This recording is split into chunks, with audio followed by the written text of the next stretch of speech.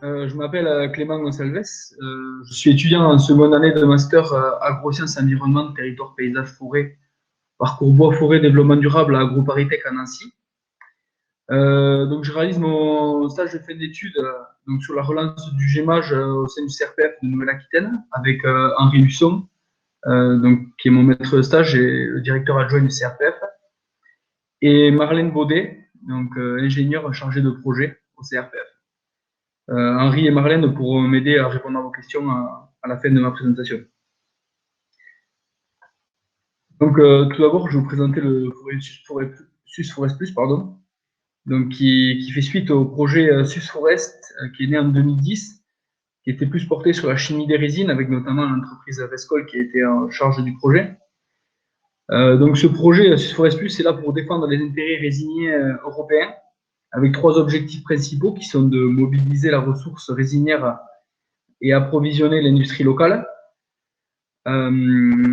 Ensuite, de créer et améliorer des emplois, donc en termes de stabilité et des conditions de travail, donc dans les zones rurales du sud-ouest de l'Europe, avec des travailleurs qui pourront potentiellement servir de sentinelles sanitaires et pour la prévention des incendies, donc notamment au Portugal, où il y en a beaucoup,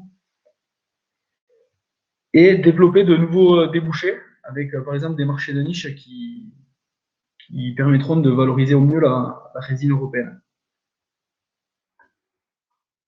Donc, le projet SUS Forest Plus est cofinancé par le programme Interreg Sud-Ouest, qui soutient le développement régional dans le sud-ouest de l'Europe. Trois pays interviennent dans ce projet, dont 8 partenaires bénéficiaires et 23 partenaires associés. Les 8 partenaires bénéficiaires donc, sont pour la France l'IEFC, donc l'Institut européen de la forêt cultivée, le CNPF. Ensuite, pour l'Espagne, il y a le CESEFOR qui est en charge de la coordination du projet, l'INIA et l'Université Polytechnique de Madrid.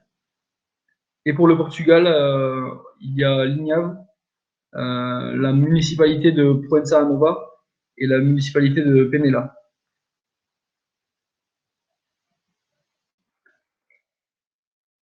Donc, dans le cadre de ce projet, le CRPF a participé à des réalisations donc seul ou en commun avec d'autres organismes français ou étrangers, donc, comme par exemple la production de rapports, d'inventaires.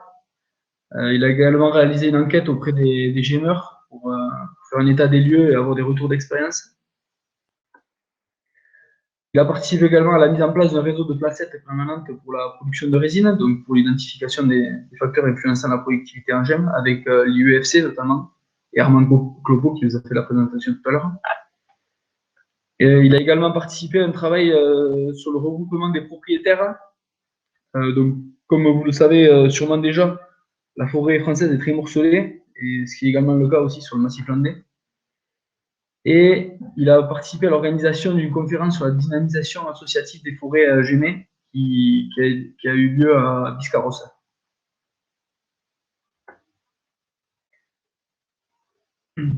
Donc, dans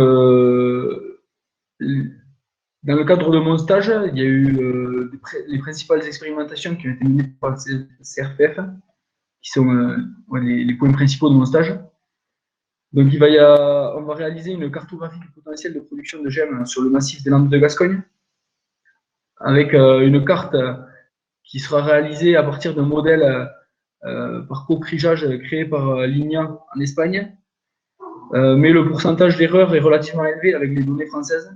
Donc, la fiabilité de la carte sera plus basse que forcément le modèle espagnol pour des cartes en Espagne. Et donc, on va réaliser une autre carte avec un modèle SWER avec les facteurs influençant la productivité en GEM, donc avec l'IEFC et Armand Clopo, comme je vous l'ai dit, qui a travaillé sur l'identification des facteurs influençant la productivité en GEM. Donc, cette carte sera produite à partir de la latitude, de la distance à l'océan, du contexte stationnel, donc si on est sur la dune ou sur le plateau, donc qui est également lié à la distance à l'océan, et la circonférence. Donc là, on est dans l'attente d'une carte de la répartition des puits maritimes selon les classes de diamètre qui nous sera fournie par l'IGN. Et ensuite, on travaille sur l'analyse de la croissance en fonction du gémage et de l'impact du gémage sur les qualités physico-mécaniques des bois. Donc pour l'analyse de la croissance en fonction du gémage, on a travaillé donc, sur 3 placettes situées chacune sur un type de lande. On a trois principaux types de landes sur le massif landais, donc avec la lande mésophile, humide et sèche. Donc des mesures de la circonférence des arbres gémés et non gémés ont été réalisées chaque année pendant 3 ans sur ces arbres.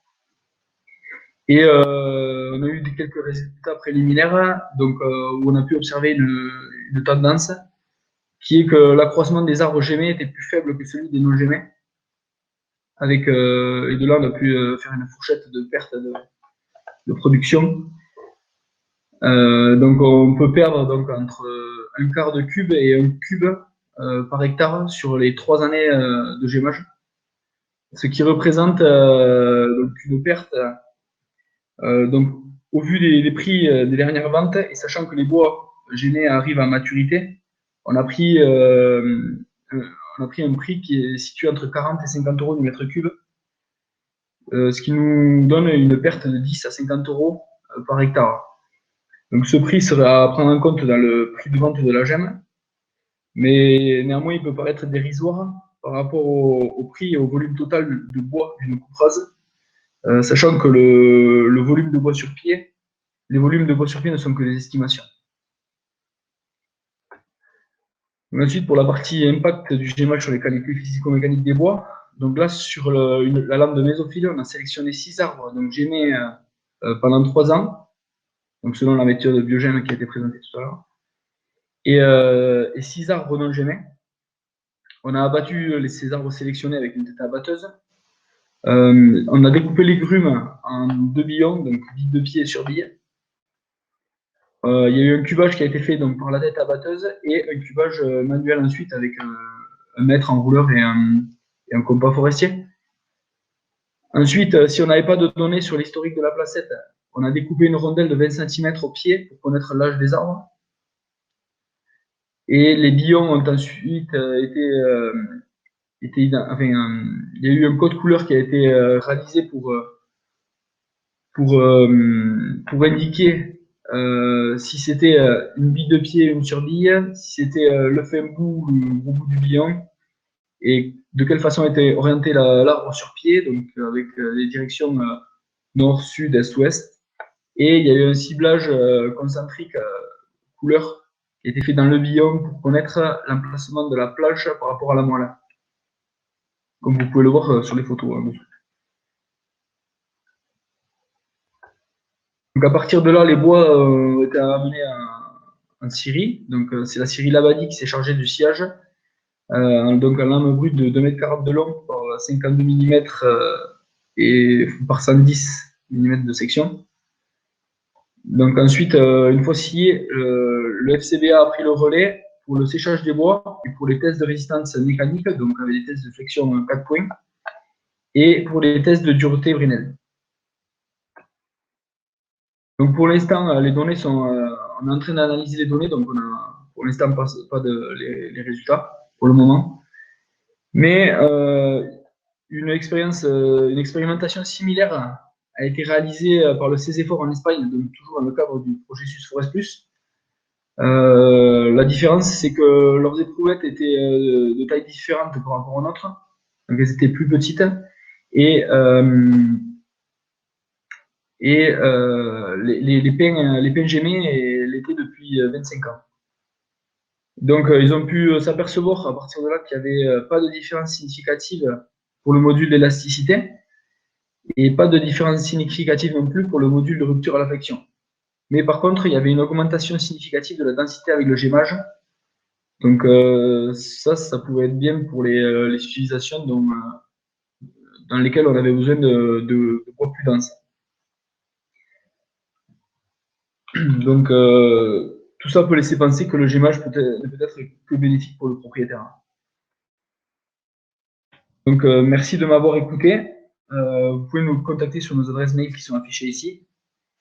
Et surtout, n'oubliez pas que vous pouvez assister à la conférence finale du projet Sud-Ouest Plus, donc, qui se tiendra les 8 et 9 novembre dans les locaux du Conseil régional à Bordeaux. Merci.